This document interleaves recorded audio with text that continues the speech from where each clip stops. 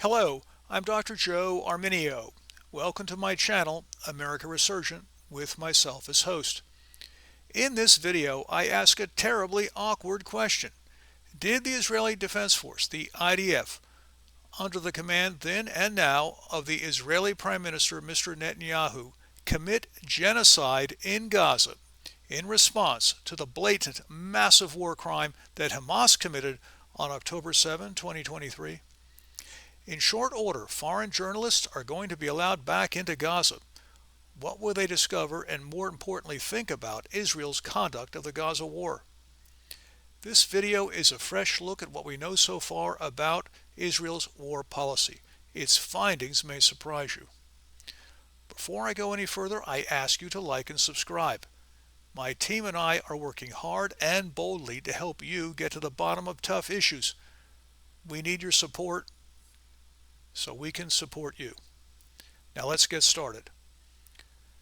Several days ago, a senior member of Israeli intelligence, according to Ynet Global News of Tel Aviv, said this, quote, "For 20 years, Hamas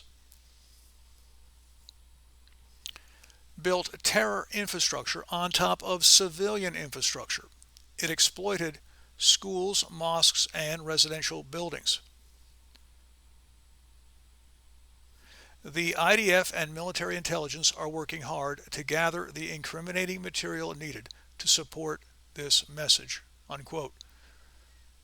Consistent with the statement you've just heard, the Israeli government, which is a signatory party to the UN Convention outlawing genocide, insists that they have struck back against Hamas in a manner in accord with international law. U.S. and foreign experts do not agree on whether or not Israel has committed genocide in Gaza. Those who say they have committed genocide are in the minority, though this minority is growing.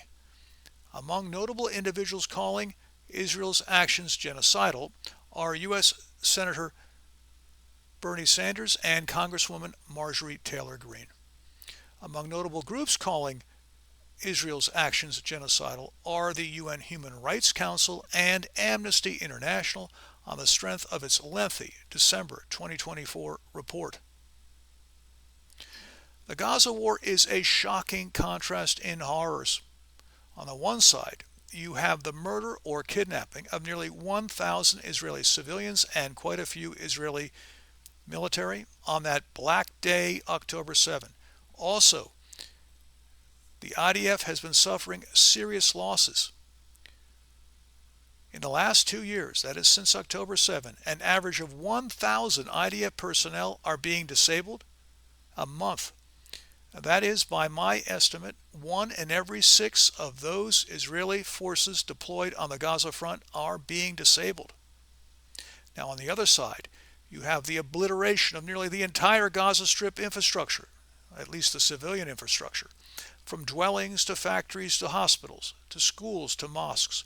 The death of more than 66,000 Palestinians, the near starvation of several 100,000 Gaza Strip inhabitants, the forced migration, in some cases up to 10 times, of nearly all the inhabitants of the Gaza Strip, and the severe traumatizing of virtually all of them.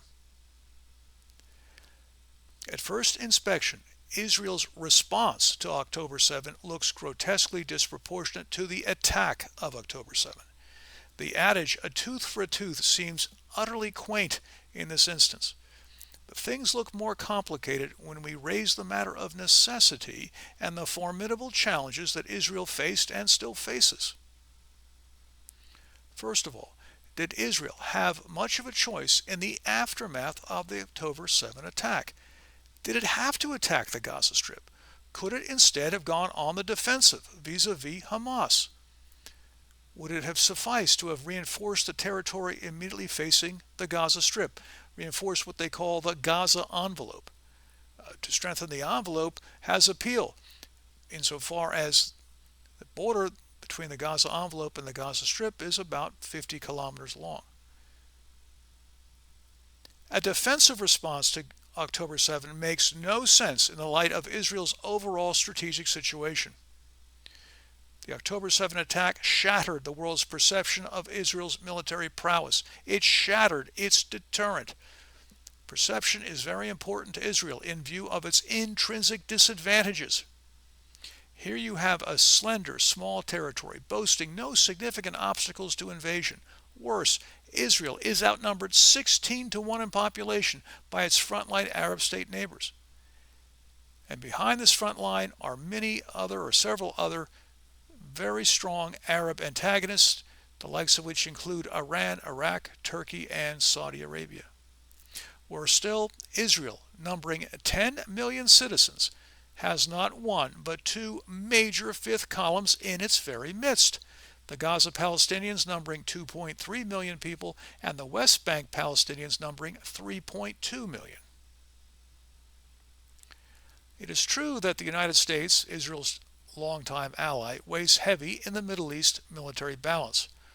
For one thing, our country augments Israel's GDP and especially its defense budget. Since that fateful October 7, the U.S. has boosted Israel defense spending by a third. Still, it is Israelis who do virtually all the fighting and dying.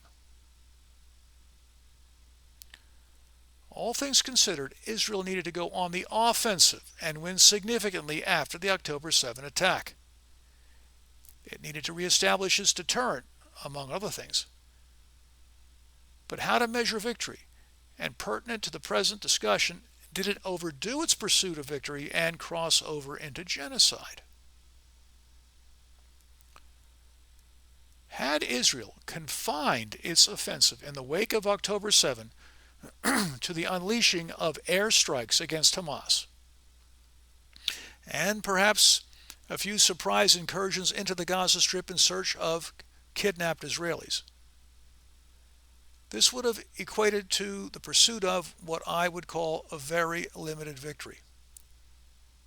The IDF did not resort to this course of action. Instead, it pursued more than the very limited victory. This makes sense and is perfectly justifiable when we consider the magnitude of the October 7 attack.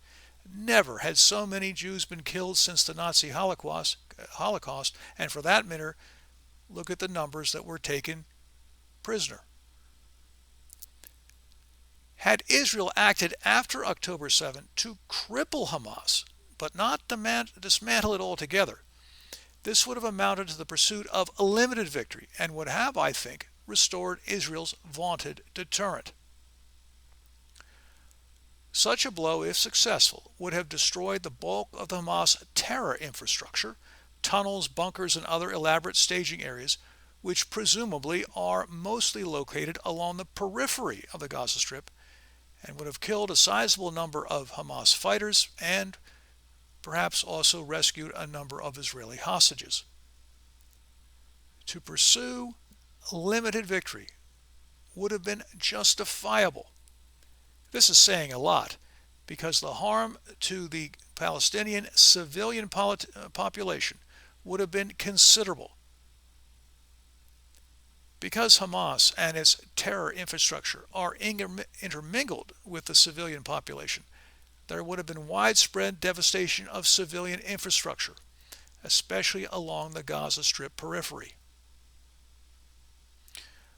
On the other hand, much of the civilian population, even those living close to the Gaza envelope, could have been spared. The point here is to issue evacuation orders in a responsible fashion.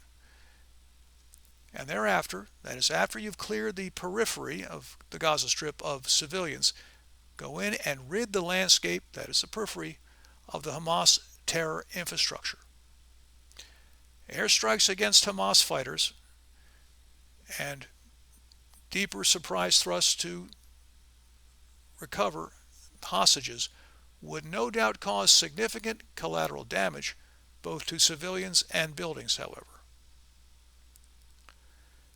It turns out that Israel pursued more than limited victory, much more. This alone has opened them up to the charge of genocide. Their actions may have been even worse, as I will examine in a moment. First of all, the IDF ordered the evacuation of upwards of 80% of the Gaza Strip. That is, they went way beyond the periphery in the ordering of people to get out. And in a territory that was 75% urban, they smashed and made uninhabitable 70% of the housing, hospitals, mosques, and other facilities above ground. It is not that much of an exaggeration to say that all the Gaza Palestinians were driven from their homes and forced into tents along the beach. I think that the IDF is going to have a very hard time proving that the Hamas terror infrastructure was nearly coterminous with the entire Gaza Strip. I wonder if the only way that the IDF can justify the expulsion of most Palestinians from their homes and the obliteration of their homes, neighborhoods, and any and all means of subsistence is that they, the Israelis, would argue they were pursuing total victory. And what is total victory in this context? I take it to mean the end, or nearly the end, of Hamas and the utter, or at least the virtual, pacification of the Gaza Palestinians. And to what political end? It had better be to the establishment of the long-promised two-state solution, the standing up of a truly independent Palestine side by side with Israel. Even if Netanyahu's Gaza War is about the noble pursuit of the two-state solution and the fulfillment of the Oslo Accords now 32 years on, there is more of his conduct of the war that must be addressed. So let's take a look now at that scathing Amnesty International report that I spoke of at the beginning of this video.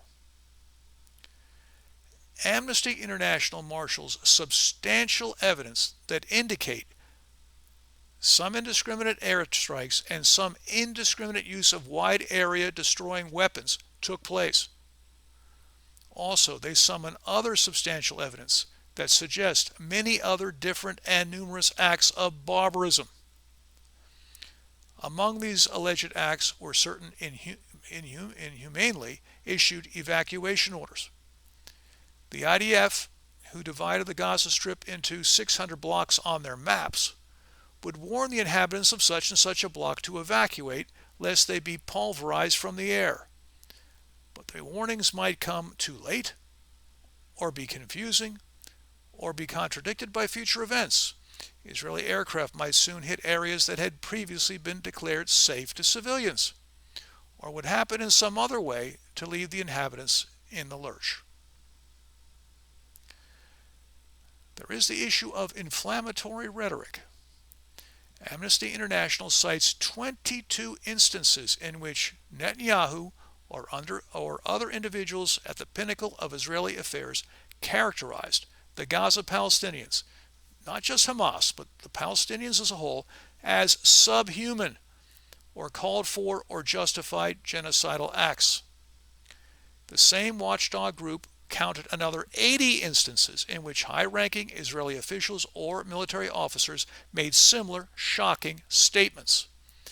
Also encountered were many online posts, videos, and photos and such made by the IDF lower ranks, echoing the same brutal themes of their superiors. Allusion was not infrequently made to the Amalekites of the Old Testament. This truculent foe of the ancient Hebrews, given to unprovoked ambush, was ultimately slaughtered, every man, woman, and child, by Joshua on the orders of God. Israeli higher authority would equate the Gaza Palestinians to the Amalekites and would say or imply that the former, that is the Gaza Palestinians, deserved the same fate as the Amalekites. Whether Israel committed genocide or not in the Gaza War, it would seem to have reached a crossroads. Its entire career, perhaps in all directions, but certainly in the southern half of the country, that is, in what is bounded in the north by the Jaffa-Jerusalem axis, bounded on the west by the Mediterranean Sea, in the southwest by Egypt's North Sinai, and in the southeast by Jordan, has been off and on expansionary. In 1946, 2 years before Israel stood up as a nation, only about 1% of the population of what is now southern Israel were Jewish, according to UN and British sources. Yet Israel has, over time, dispossess the Arabs in the south of all their lands except a fraction of the small portion we call the Gaza Strip.